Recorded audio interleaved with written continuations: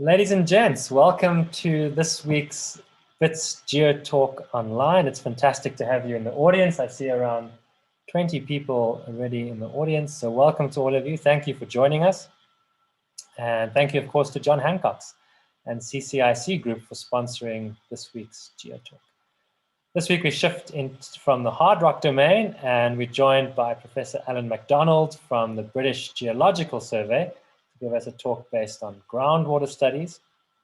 Alan leads an international groundwater research division at the British Geological Survey and is an honorary professor at the University of Dundee. And he's worked at the BGS for nearly 30 years and has worked with many partners in Africa and Southeast Asia on groundwater issues, and has published 3 books on groundwater and over 100 journal publications. And we have to thank Tamiru Abia for inviting Alan to give this talk. And Alan and Tamiru have worked together for a long time, as Alan has with many other partners across Africa, on groundwater recharge over the long term. So we're very honored to have you here, Alan. Thank you so much for agreeing to give this talk. And thank you everyone in the audience for joining us. So Alan, I'm going to ask you to share your screen and unmute, and we should be good to go. Well, thanks very much, Grant. It's a pleasure to be here. Thank you all for inviting me to give this talk, and particularly to Tamiru for suggesting it. So really nice to be with you virtually. Hopefully you can all see my screen now. We can, and we can hear you. And yeah, just really pleased to be able to. You can see it fine, can you? Yeah, perfect. Go for it. It's all yours. Good stuff. Yeah. Okay, thanks a lot. Yeah, so really pleased to be able to join you virtually. You know, this pandemic time, one thing we're all missing is meeting up with friends and colleagues throughout the world. So I'm just glad we can take the opportunity through Zoom to do this with you. So I've been asked to talk to you about a project that we've just finished, which has been looking at mapping groundwater recharge across Africa. And what I'm going to do today is I'll give you a bit of an introduction, first of all, to recharge and how groundwater recharges assist. Then I'll talk about this particular project, this mapping project, and how we evaluated studies and what the results were and what the implications were. And now this has been a project that's involved lots and lots of people. So there's been 10 scientists mainly involved in it, and myself and Tamiru have been working on it together since about 2013. So the question really about groundwater recharge in this project is to work out, well, how sustainable is groundwater abstraction across the continent, and to see if we can get a baseline of what groundwater recharge has been over the last sort of 30, 40 years to allow us to begin to give some statements about how things might happen in the future with a changing climate and changing land use.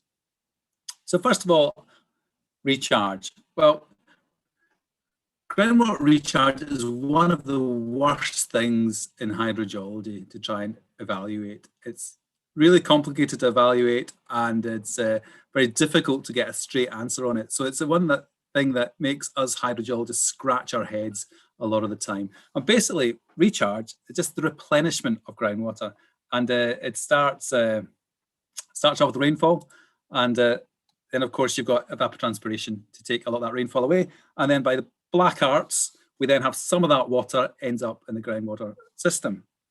So we tend to split groundwater recharge into 2. We think of groundwater recharge as diffuse recharge, there on the left of my slide, or as focused recharge. So diffuse recharge is the groundwater recharge that makes sense in the models. So the global models of recharge, or what we learn at university, is generally it's diffuse recharge, and that's where you could calculate the soil moisture excess. So you look at the rainfall, you calculate the evapotranspiration, you work out somehow the kind of runoff, and then what's left over goes down into the groundwater system. And this is a method of recharge that's most common in more humid areas where there's a lot more rainfall. So certainly in the UK, we calculate things using soil moisture excess. Problem with this method, it's quite difficult to actually estimate, because really it's the difference between two really big numbers, the amount of rainfall and the amount of ET, and then it's the kind of bit in between, the bit that's left over, and you're trying to estimate recharge in that way. And then the next method, of course, or the next mechanism is focused recharge. A focused recharge is really water that leaks from discrete water bodies, surface water bodies, like a river, like a lake, or a small geomorphological depression. And that here I've shown you a picture here of a wadi, which shows a recharge from that wadi into the groundwater system, into the Nubian aquifer here in northern Africa. So it's the most common mechanism in arid areas where you don't have soil moisture. Soil moisture is rarely completely full. But again, this one's difficult to estimate as well, because it's in such discrete locations. So trying to estimate focused recharge can be tricky. So you get the picture by now that groundwater recharge really is quite difficult to measure, and we use a lot of different methods to try and estimate groundwater recharge, and a number of these pioneered in Southern Africa. So really a lot of this work has been done really well throughout Southern Africa over the last 40, 50 years. So first of all, I'll look at the different methods we use, 4 or 5 different methods. So chloride mass balance is the main one of the main methods that we look at. And this is just basically assuming that chloride is conservative. So the chloride you get in rainfall is conservative. So when it evaporates, the water evaporates, that chloride remains in the soil moisture. And then when it gets down into the groundwater system, it remains.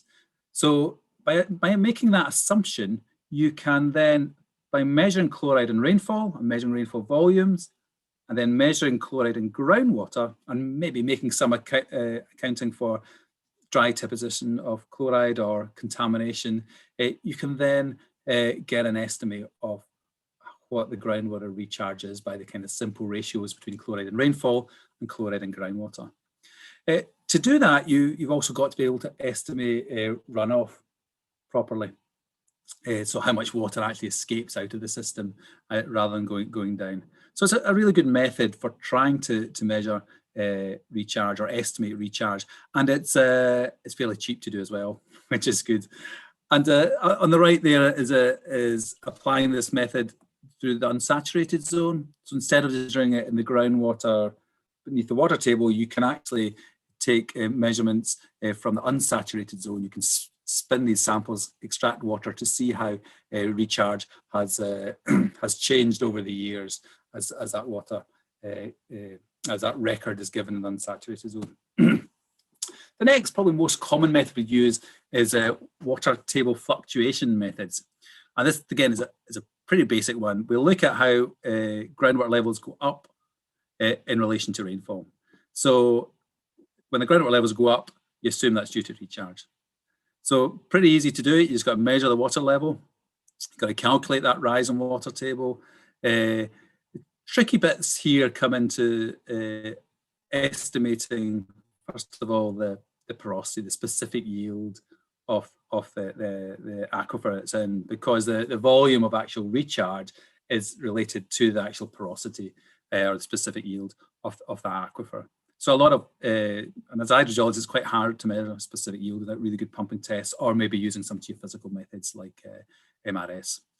And then you can be quite sophisticated about this. There's been some really good adaptations to the water table fluctuation method recently, by Rich Healy and by Mark Cuthbert, where you account for natural discharge and abstraction and things like that. So the pictures on the right kind of show at the top there's the kind of standard. This is what it should be, and then below is an example that we've carried out for. This is Makutupuru, water supply to Dodoma in Tanzania, and we've worked out groundwater recharge from these sort of water table rises over the years. So that's method number 2. So Method number 3 is using our good old friend environmental tracers, which scientists at University of Wits have been so good at over the years. And so can we use environmental tracers in the water to give an indication of the residence times of groundwater? So one thing we can use is CFC and SF6, which are dissolved gases. So these are anthropogenic gases, which are well mixed in the atmosphere and which have really just been in the atmosphere since about the 1950s, and we know how they've grown and now reducing in concentration. So we carefully measure groundwater to see how much of these anthropogenic gases are in the groundwater, and then we can make some assumptions, some estimates of how much modern water is in the system. And of course, there's tritium as well, which has been used to such good effect over the years. Probably better, the studies of tritium in the 1980s and 90s were probably some of the best, where the tritium was at quite high level. Now it's getting pretty close to not being able to give you as much information. And then the older tracers like carbon-14 and clune-36 and krypton-81. Another thing we like to use is stable isotopes. Stable isotopes can tell us a little bit about the recharge mechanisms, whether the water has been evaporated before it's been recharged, so quite helpful for looking at that focused recharge mechanisms. But also if water's come from a higher elevation, or maybe another period of time when temperatures were cooler. So they can be helpful for that. So environmental tracers are a huge area of science and for groundwater. Take homes here are it really is best not just to, don't pin all your hopes on one method. It's best to use multiple tracers when you can. And often they're interpreted by presence of modern water. Difficult to get actual recharge volumes. You can model. You've got to make some heroic assumptions about homogeneous conditions and stuff. So you can model to get actual recharge, but sometimes that's difficult. Sorry, my internet's just telling me it's unstable, so hopefully you can still hear me. A good example on the right-hand screen there showing the use of CFCs. That was in Uganda, Ethiopia, and Malawi. It gave us some good information about modern groundwater and basement aquifers. And then soil water balance methods, and I mentioned this at the beginning. Really, when we look at diffuse recharge, we really try and just balance the water in the soil, and do that on a monthly or daily time step, so we can see when is the actual soil moisture overwhelmed, and therefore you're likely to get water leaking out either to the right or left as horizontally as a runoff, or vertically as recharge. And if you know the crop type, so you can estimate the evapotranspiration, wilting point. There's very well established methods with FAO and such like to use that. And as I've said before, this is often the approach that's used in sort of large global models. And then finally, I just wanted to mention the use of GRACE, or the GRACE follow-on project. So these are satellites, 2 satellites that measure the geoid. So they measure the shape of the Earth's geoid, so the amount of so how gravity varies across the Earth's surface. And the good thing about the GRACE satellites is they remeasure every month. So you can look at differences in shape of the geoid every month. So this gives you a very large regional view of how the Earth's mass has changed month by month. And so it's got a footprint of about 450 by 450 kilometers. And the only thing really that changes at that kind of monthly temporal scale is water. So it really tells us about changes in total water storage across the Earth. There's got to be lots of modelling and corrections, and there's been great science done since the first satellite started giving us data back in 2002. Great work to try and improve on the kind of modelling and the corrections to give us some estimate of total water storage.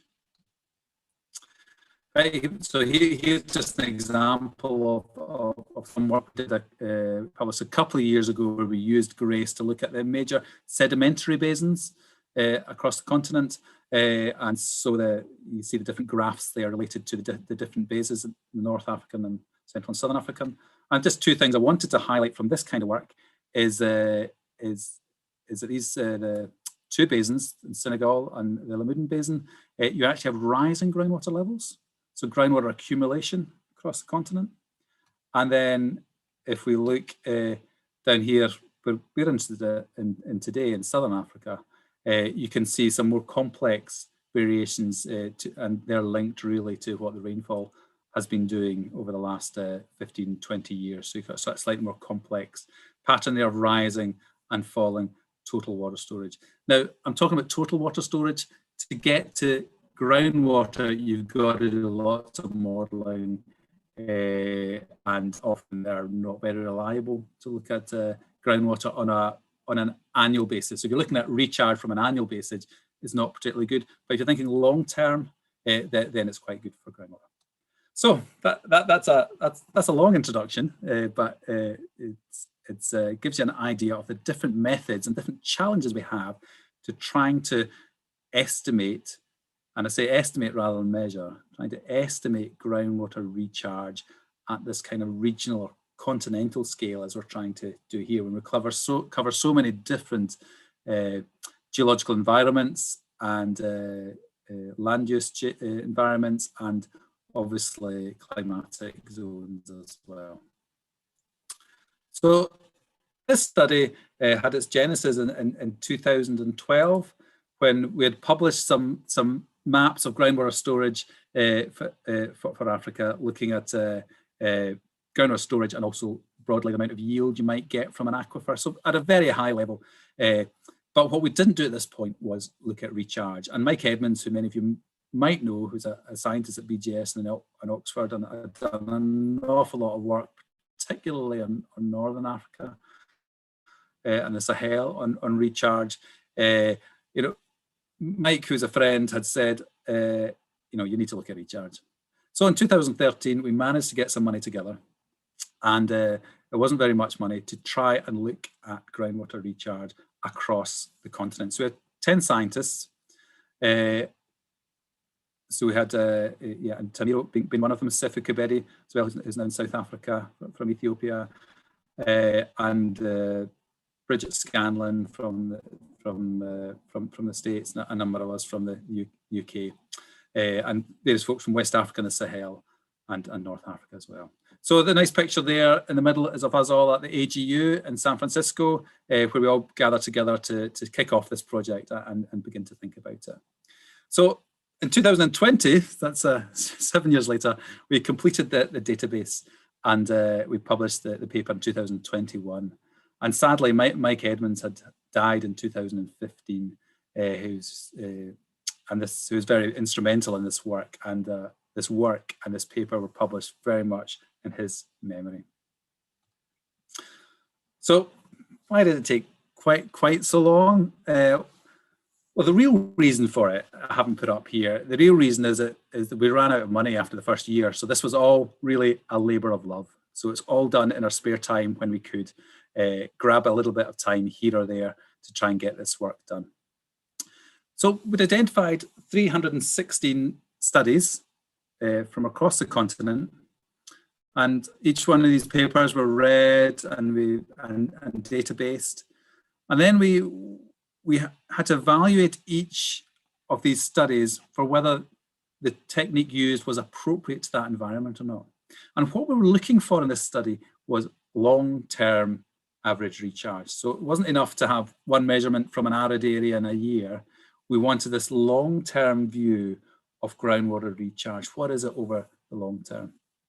Then we extracted as much metadata as we could from each of these studies. Again, not all papers have their data published with them, or the appropriate metadata.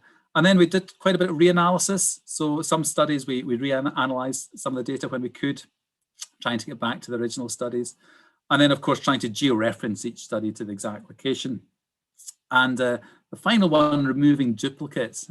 It's amazing how many papers you can get published on one study.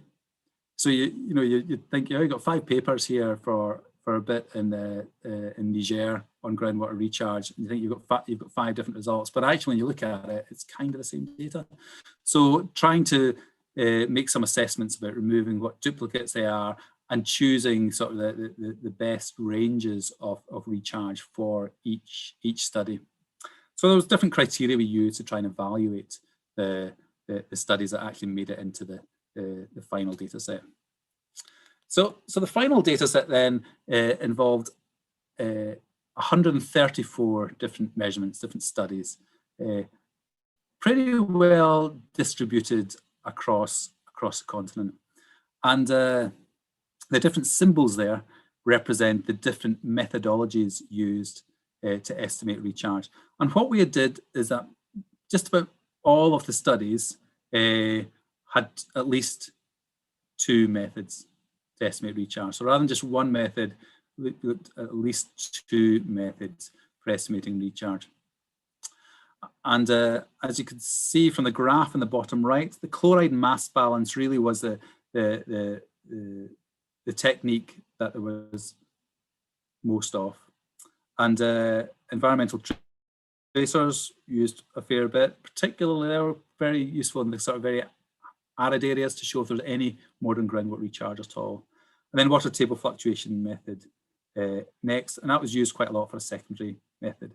Soil moisture balance, not so much. And then we also used general models or sort of groundwater models or water balance or base flow methods, mostly as a kind of secondary method to check on the first ones.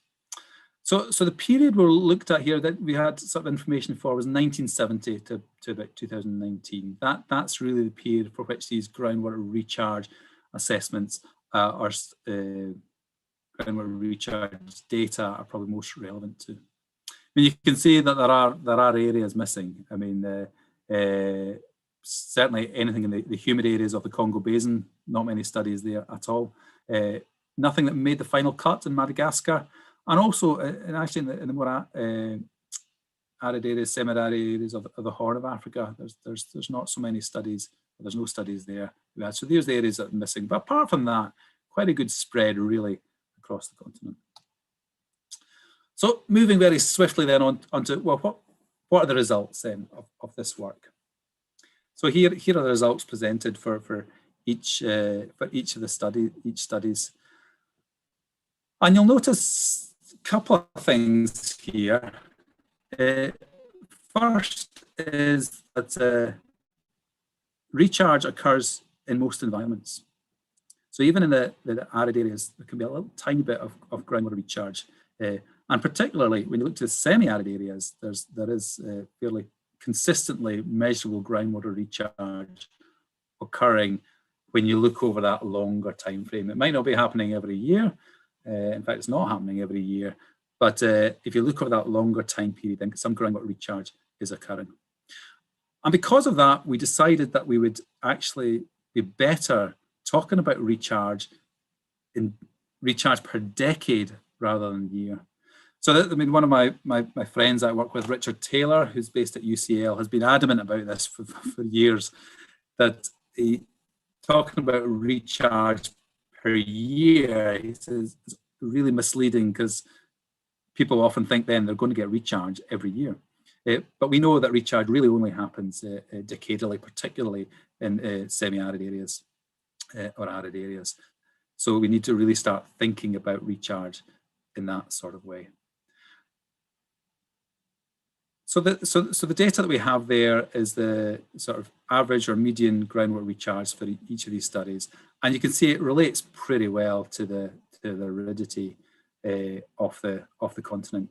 You know, there's all the wonderful studies that have been done in Southern Africa here really help to unpick some of that complexity, and also some of the ones in the Sahel.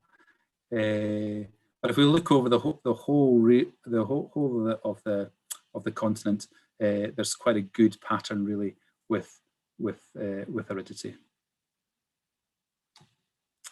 So what we wanted really to do with that data then was to provide a map for the continent. So we thought we got a very good geostatistician, Murray Lark, who who started off his days in Zimbabwe, to help us scale this up using geostatistical techniques. So we got the data that we thought would be most relevant to look at. So we've got precipitation, we've got something about intensity, so the number of wet days in a year, the evapotranspiration, we have the geology or hydrogeology environment, we've got the soil, we've got the land cover, we used NDVI as well as a measure of vegetation. So we got all these different data sets and classified each study site with these parameters. So we had quite a good database of these different parameters to then provide a really nice linear model. So that's what we did. And excuse me.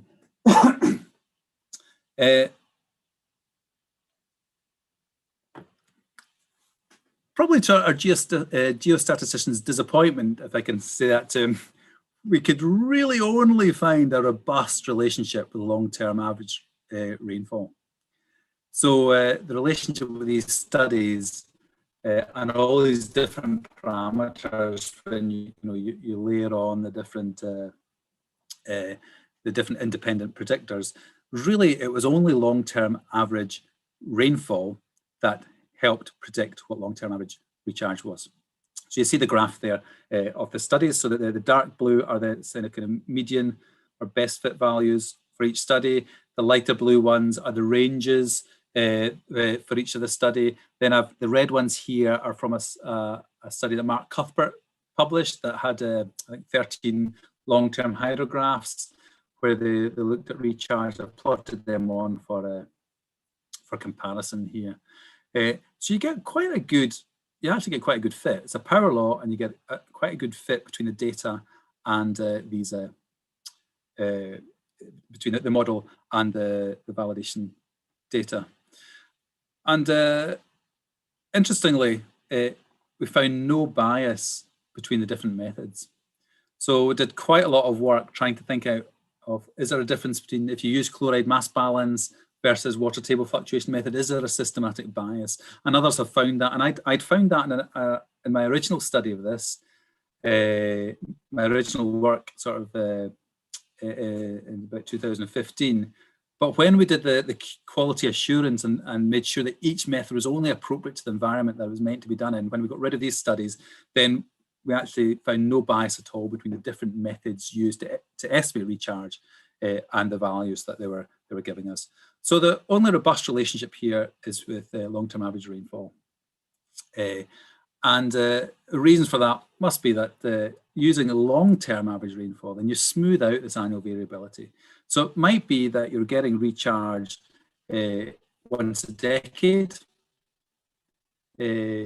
from a much higher rainfall event. You're getting recharge then. But if you look over a long term, you then these higher recharge events are much more predictable. We know that they're going to happen. So we have this final recharge map, which has been scaled up geostatistically. So the map is a combination of using this relationship and using the data to provide this geostats map. Now, despite only being long-term average rainfall that is the best predictor, we did find that there is a spatial relationship. So there still is other factors at a local level that are impacting on recharge. We're just not being able to capture them at this scale. So these will be things like the soil type and the land use, but at this continental level, they disappear. But at that local level, if you can call 900 kilometers a local level, but at that smaller scale, then these local factors are much more important at kind of mapping and predicting groundwater recharge. So what do these data tell us, or how are these data useful? Well, I love maps, and I love making maps. And one of the reasons for doing this groundwater recharge map was to try and look at water security in a way, and presenting it in a way that might be quite useful or easy for people to understand, particularly those who are involved in policy or folks at the bank and trying to explain things to donors and things like that. So I use sort of very simple methodology to look at this kind of water scarcity or water security by looking at aquifer volume and looking at long-term recharge. So aquifer volume on the left-hand index here, going from low aquifer volume, in crystalline basement rocks, up to a higher volume from a sort of, here's a unconsolidated sedimentary aquifer, and long-term recharge, which we've just calculated, from not very much to a lot more. And going the wrong way. So at the very basic level here, if you've got a lot of recharge and you've got a lot of volume, then groundwater abstractions, pretty sustainable. You can take out a lot of them, but a lot of water before things become difficult. And at the other end, if you don't have any recharge and you've not got much volume, then you're not going to be able to take out much groundwater for long at all. Things will become unsustainable very quickly. But it's the other two axes that I find really interesting. If you've got a large volume but very little recharge, then as is the case for the Northern African basins, we think of the Nubian or the Northwest Africa system, then you're okay in the short term, maybe even decades, possibly a century, you're okay. But in the long term, it's very unsustainable. So you're mining that groundwater. And likewise, if you don't have a lot of volume, so you've got crystalline basement aquifers, maybe in Malawi or Zimbabwe, it's a good example. You don't have much volume, but maybe you have a fair bit of recharge, then you can take out groundwater most years fine. But actually, if you get a few dry years, then they're quite susceptible to drought. And I think these are the kind of quite interesting groundwater scenarios to manage. And that's really what we use the data that we've got to map. So I think this is now my newest and favorite map. Now, always good to have a favorite map. And this is mine at the moment, where we try and combine the groundwater storage and the groundwater recharge. So the kind of murky green colors there, where you've got high storage and high recharge, and the sort of light yellow ones are where you don't have much recharge or storage. And then the more dark brown areas, lots of storage and no recharge, and the sort of lighter blue areas where low storage but high recharge.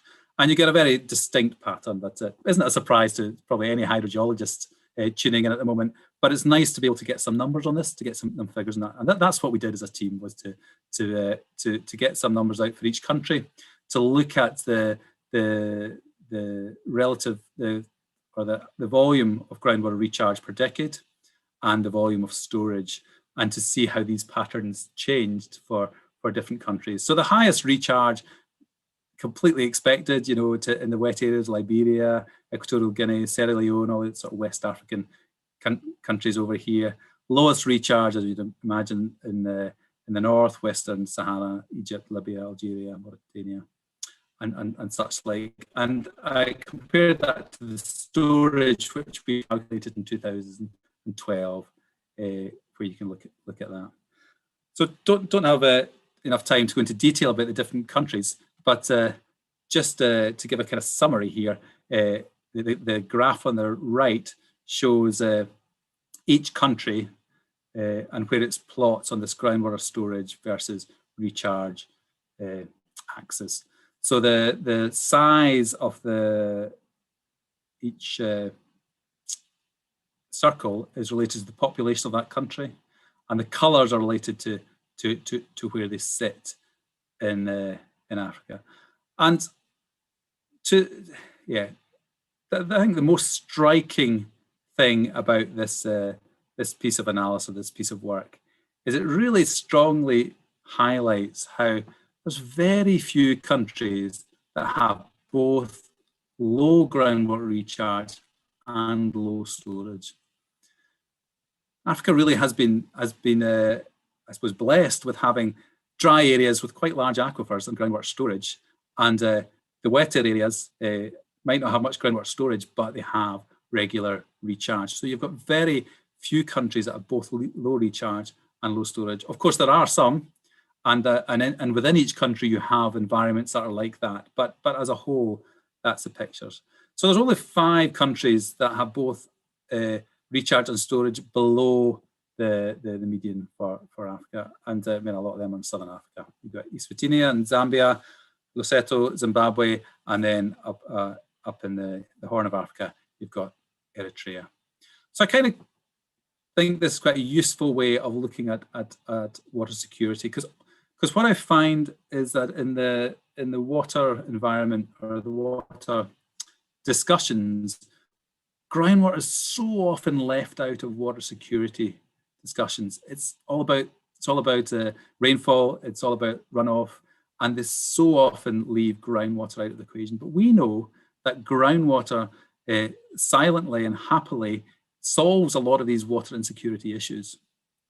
So what we really want us to be able to do is get groundwater much more firmly into some of these discussions about water security, and that's what I hope this kind of analysis will do. Anyway, that's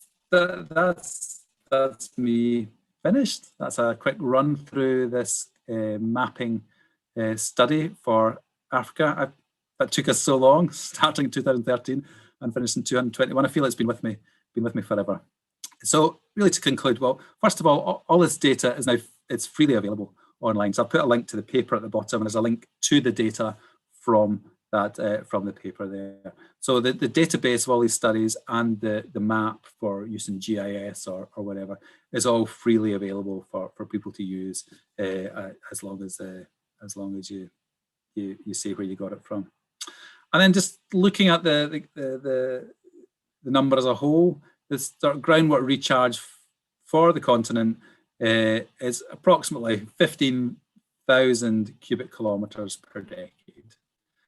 And give that some context, that's about half the annual rainfall recharging to the groundwater every decade.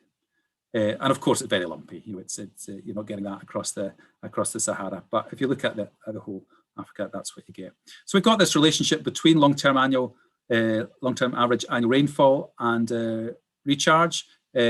So that's a little formula we've got there. Okay, there's lots of uncertainty with us, but we found for the continental approach that worked fine. As I said before, no bias between the different methods, but from reading these 316 papers and living with them for so long, we realize the importance of choosing the right method to estimate recharge for the right environment, and then also where you can use multiple methods so you can back up a little bit what you're saying. So the importance of matching these methods where you can.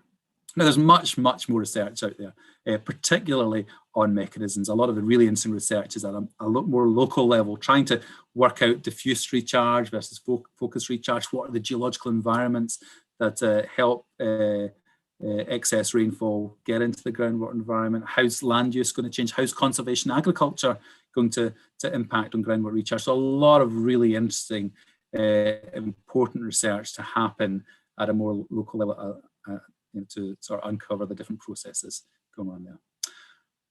Okay, well, if you want to find out more, then read it in the paper. Send me an email, and I hope there's time now for some questions or discussions.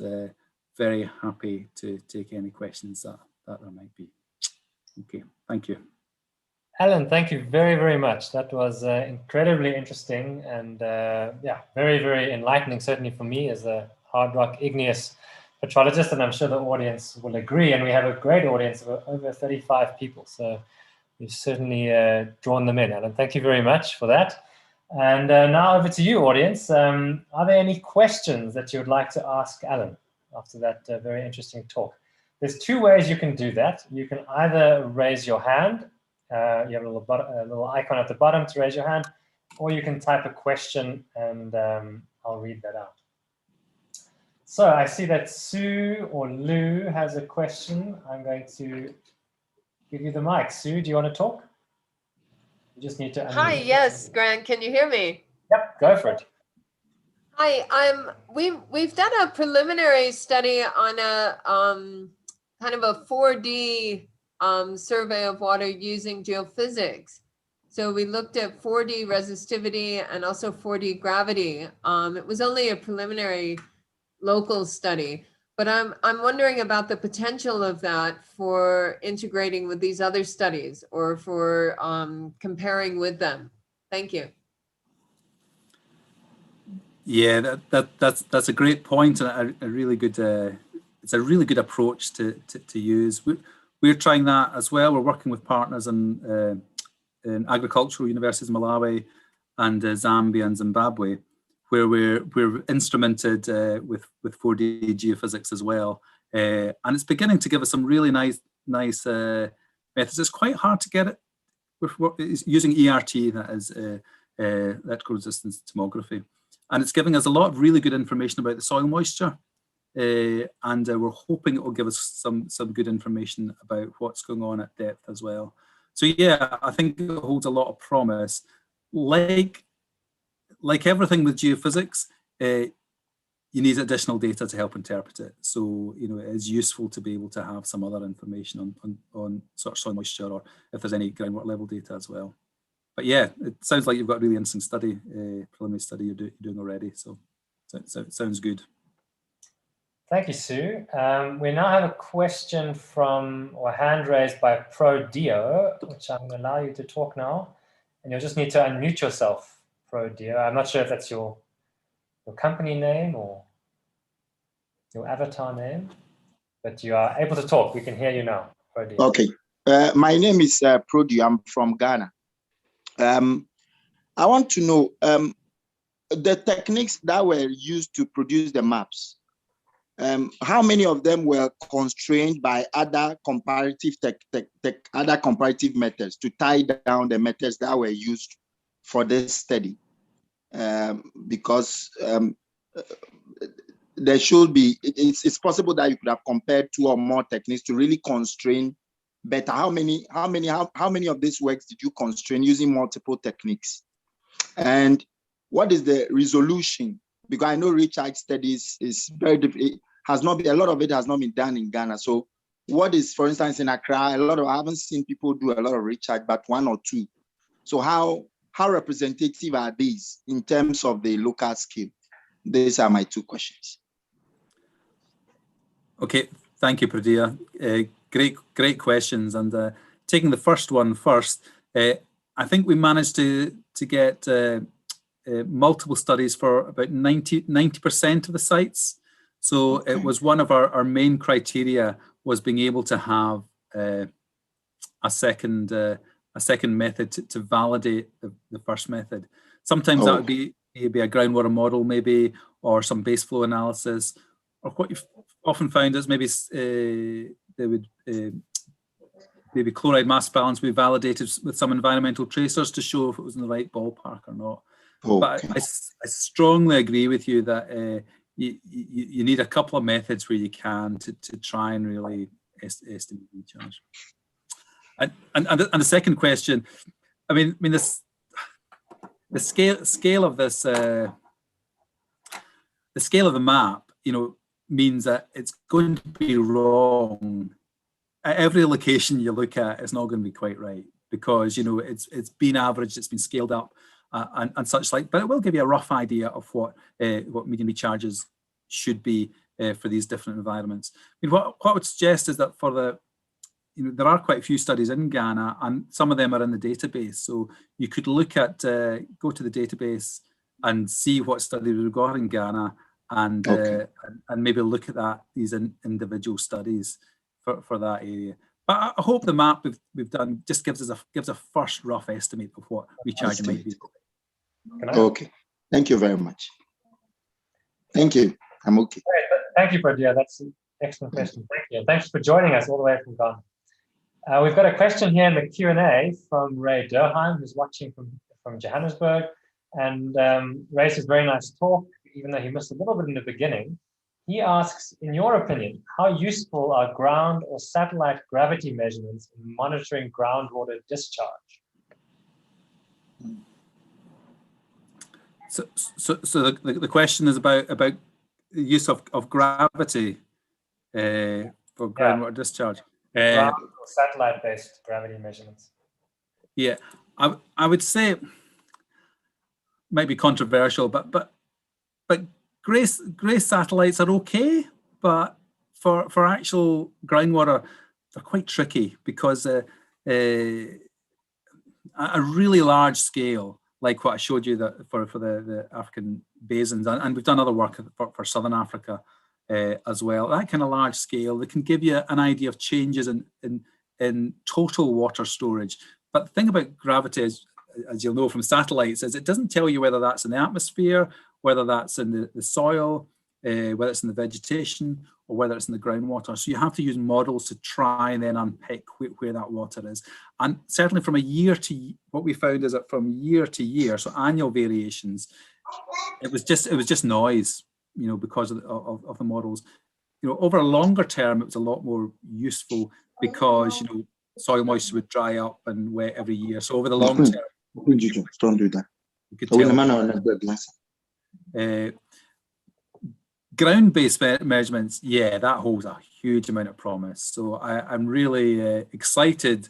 Hopefully, I'm going to be working in another 20 years' time, because I think the use of quantum gravity methods, where we can have the potential to have a small, cheap gravity meter to measure changes in groundwater, I think will be a huge step change for hydrogeology. So very excited about ground-based measurements of gravity. Yeah, if you've got the kit and you're doing that already, I think there's a few good examples of using it at the moment that I've read. I don't think I've read any for Africa, but yeah, I have a lot of hope for ground-based measurements. Great, thank you, Ray, for that question. Sounds like there could be lots of synergistic opportunities for us to use our gravity meters here at Wits Geosciences. We've got a question actually here from my office, the people watching in my office. This is a question from Linda. And we noticed on your favorite map of Africa, where you showed the recharge, the Karoo Basin, and obviously the rocks of the Karoo showed up quite well. And then under the Sahara, you can see there's clearly different domains of recharge under the sands of the Sahara. And we were wondering if that correlated with any hidden geology that isn't exposed yet under the Sahara. It seemed like there's obviously a clear geological correlation. And does that translate into the geology under the Sahara? Yeah, so the short answer to that is yeah, definitely. So it's under the Sahara. It is to do with the geology, because we're looking at groundwater storage. We're looking at the porosity, the effective porosity, and the depths of the different sandstone units there. And of course, you've got some basement and basement highs in there as well. So in the Sahara, it is, you know, due very much to the geological variation. There is a little bit of variation to do with the recharge as well, because some of the slightly higher land in you do get a bit of rainfall over the long term, and you can get a little bit of recharge just at the edges of some of these basins across the Sahara. So yeah, geology rules really for these variations. Okay, great. And then we've got a question here, maybe the last question, from Christo Lowe. He says, how frequently will the recharge map for Africa be revised, knowing that due to climate change, rainfall patterns may vary over a period of time? Excellent question. Great question. I'm not doing it anytime soon, that's for sure. Took me 9 years. But one of the main reasons to do it was to provide a baseline against which we could measure future changes. So yeah, I would say it would be really useful to be looking at it again. Any kind of new studies that are coming out in the next 10 years, it'd be interesting to see how they've changed against some earlier studies. But as long as we're comparing like with like, so we're looking at long-term average recharge rather than a kind of year-by-year variation.